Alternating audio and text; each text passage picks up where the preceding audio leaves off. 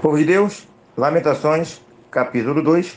Estamos aqui já no auge, dos relatos dos acontecimentos catastróficos acontecidos com o povo de Judá. E o destaque aqui são as ações do Senhor. Eu sublinhei aqui, sinalizei aqui, o que o capítulo diz sobre o que Deus fez. O destaque, versículo 1: o Senhor, na sua ira, precipitou a glória de Israel e não se lembrou. Versículo 2: o Senhor devorou o Senhor todas as moradas, não se apiedou, derribou, lançou por terra e profanou. Versículo 3: cortou toda a força, retirou a sua destra, ardeu contra Jacó como labareda de fogo, que tudo consome em redor. Versículo 4: entesou o seu arco, firmou como adversário. O Senhor se colocou como adversário, olha só. E destruiu tudo o que era formoso à vista. Derramou o seu furor. Versículo 5: tornou-se inimigo, devorando Israel. Então Deus devorou Israel como uma fera. Ainda no versículo 5: destruiu as suas fortalezas e multiplicou o pranto e a lamentação. Versículo 6: demoliu com violência o seu tabernáculo, destruiu sua congregação. O Senhor pôs em esquecimento as festas e o sábado. Ainda versículo 6: rejeitou com desprezo o rei e o sacerdote. Versículo 7: rejeitou o Senhor o seu altar e detestou o seu santuário. Rejeitou a adoração. Lembra de Isaías, capítulo 1? Estou com nojo da adoração de vocês. E continua no versículo 7: os muros dos seus castelos deram gritos na casa do Senhor, como em dia de festa. Versículo 8: intentou o Senhor destruir, estendeu o cordel, não retirou a sua mão destruidora. Versículo 9: quebrou e despedaçou, onde já não vigora a lei. Cadê aqui? Vamos ler aqui o versículo 9 todo. Versículo 9 todo. As tuas portas caíram por terra. Ele quebrou e despedaçou os seus ferrolhos. E seu rei e seus príncipes estão entre as nações, onde já não vigora a lei, nem recebem visão alguma do Senhor os seus profetas. Ok? 10. Sentados. Aqui tudo no caso aqui são ações de Deus, aquelas ações diretas, né? Depois eu vou voltar lá no versículo 17. E aqui interessante que o versículo 10, depois dessa relação das ações tão bravas, tão terríveis do Senhor contra o povo, olha o versículo 10. Sentados em terra se acham silenciosos os anciões da filha de Sião. Lançam pó sobre a cabeça, cingidos de silício. Isso aqui é uma manifestação de pesar, né? Um sinal de luto. É a cultura dele. Eles rasgavam as roupas, jogavam pó, mostrando lamento, profundo lamento sobre os acontecimentos. O que eu posso aprender com isso aqui? Eu tenho dito, posso aprender não, posso recordar, né?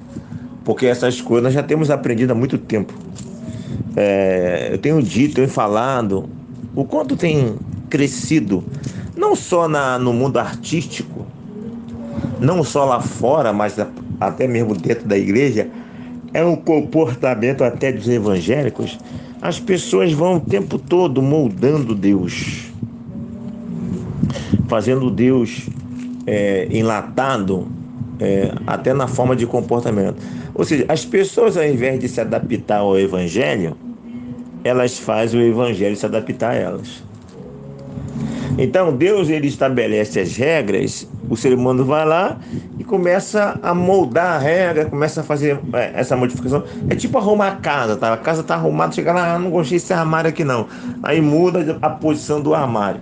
A televisão vai para lá e, sabe, a pessoa não está satisfeita com a arrumação do negócio, ela começa a mudar a arrumação e ela acha que ela pode fazer isso com Deus.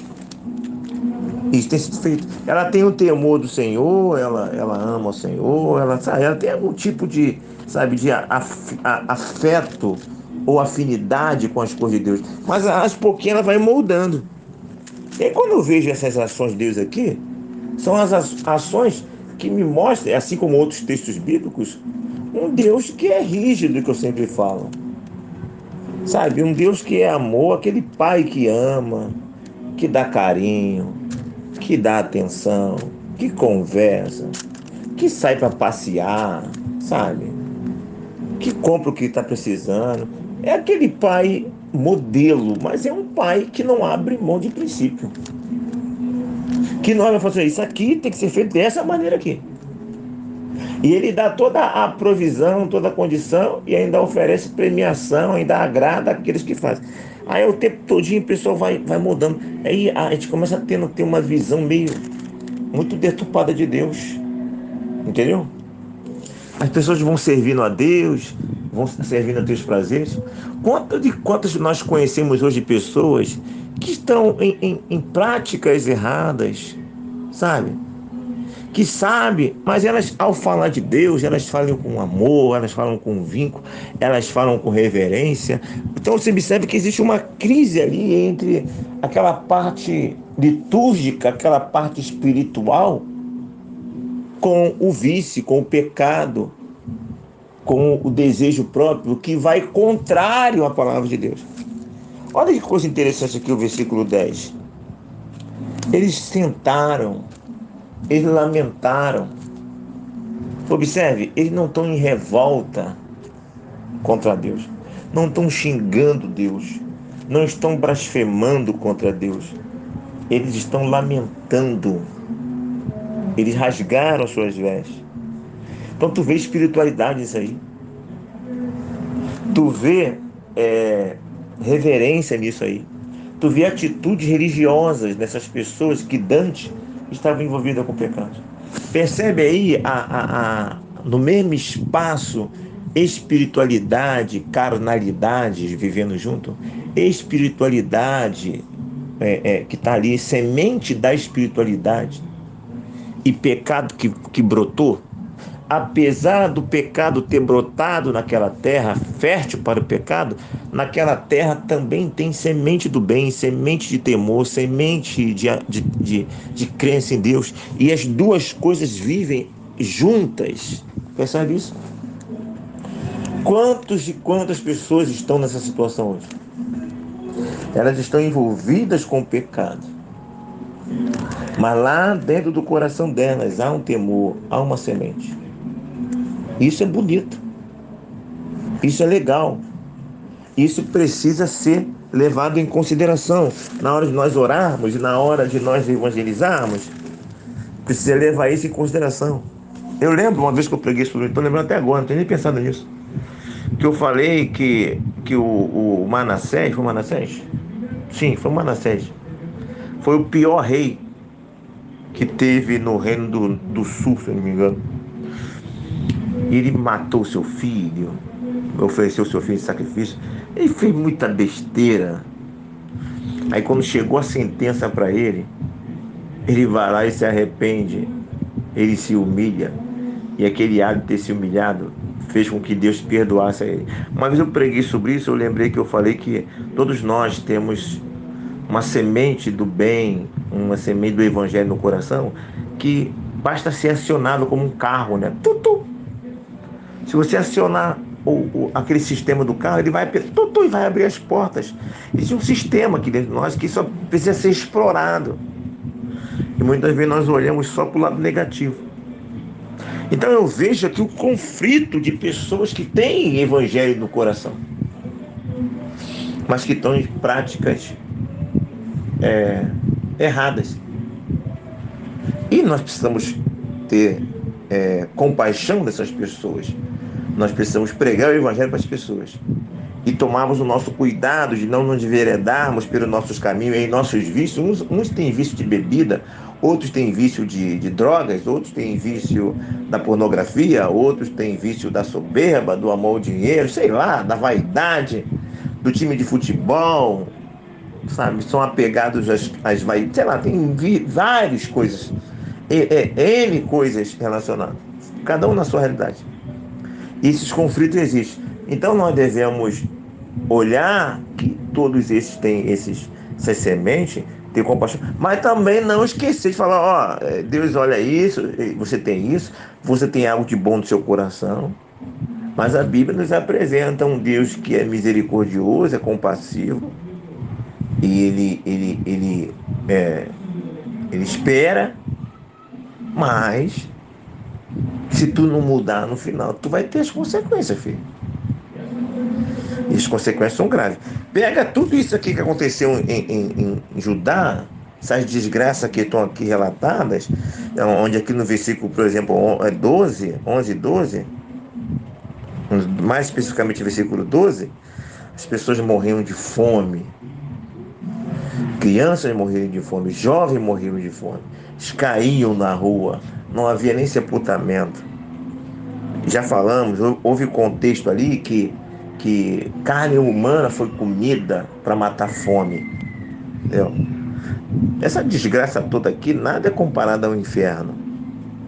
Então esse Deus que é compassivo, que é misericordioso, que sabe, que é amoroso, que é tudo, mas ele é rígido.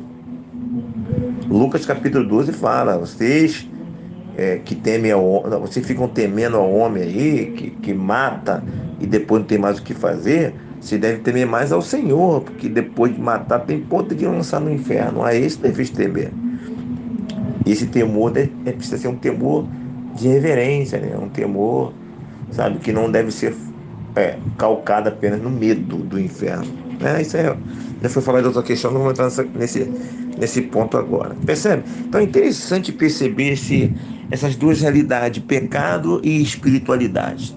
Há muitas pessoas hoje na igreja vivendo o pecado e a espiritualidade. É por isso que de vez em quando nós encontramos aí os relatos de uma pessoa que está muito bem na igreja, daqui a pouco está com outra mulher na rua, escondido, tem outra família, estão praticando orgias, está saindo com a mulher do outro, com o marido do outro. Aí, de vez em quando, nós temos esses relatos no meio evangélico. Por quê? Porque são os conflitos da espiritualidade e da carnalidade. A pessoa, sabe, ela é sincera com Deus, ela chora verdadeiramente, ela adora, e quando ela vai para o culto, ela fica arrepiada, ela diz até sentir a presença de Deus, e não vou nem questionar, ela sente a presença de Deus, mas ela está no conflito da carne e espírito, e durante a semana ela está praticando coisa errada. Sabe? E ela não está sendo falsa quando está no culto, não. Mas precisamos pregar para essas pessoas, ter compaixão dessas pessoas e continuarmos pregando a pessoa que esse Deus é um Deus rígido. Olha aqui o versículo 14. Os teus profetas te anunciaram visões falsas e absurdas e não manifestaram a tua maldade. Tá vendo? Para restaurarem a tua sorte, mas te anunciaram visões de sentenças falsas que te levaram para o cativeiro. Tá vendo? A manifestação da maldade serviria para restaurar a sorte. Na cultura judaica, a sorte de Israel era o Senhor, né? O salmista se expressava: a minha sorte é o Senhor, a minha porção é o Senhor. A minha vida não está solta. Não, minha vida não é um acidente. A minha vida é conduzida. A minha sorte é Deus. Então, para restaurar a tua sorte, a tua comunhão, as tuas realizações, tinha que ser pregado o pecado, tinha que ser combatido o pecado, tinha que ser anunciado o pecado. Mas o contrário disso aconteceu. E não anunciar, não, está tudo bem. Só teve pregação de afago ao ego. Percebe? E aí vem essa desgraça toda. Eu tenho dito para vocês, a mensagem que Nós precisamos a melhor mensagem que nós pregamos hoje. As pessoas querem paz, querem alegria, querem ser felizes. E a maior ferramenta para alcançar isso é combate a pecado.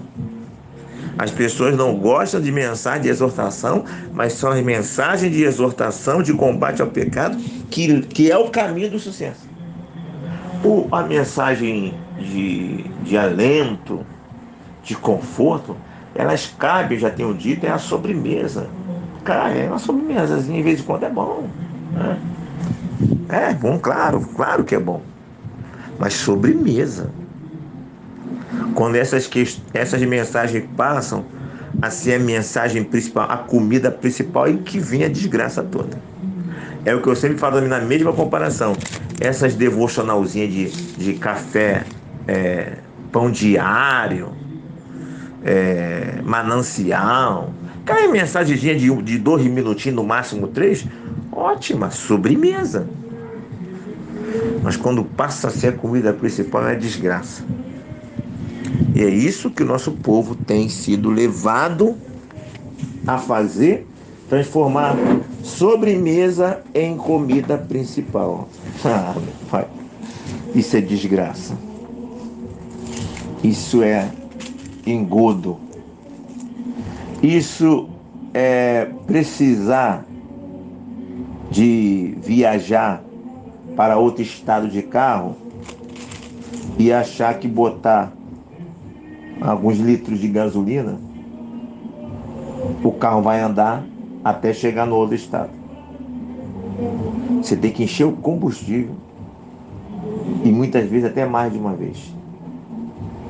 Mas a pessoa acha que botando um pouquinho consegue. Não, filho. Tem que estar cheio. A mecânica do carro tem que estar em perfeito estado. Senão tu vai ficar na rua, o carro não vai aguentar o trampo e vai ter que ser rebocado.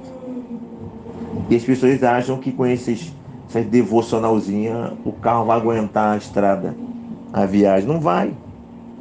Vai pifar. Vai parar muito. Vai virar reboque. E aí é o fortalecimento. É devocional. É o combate ao pecado o tempo todo.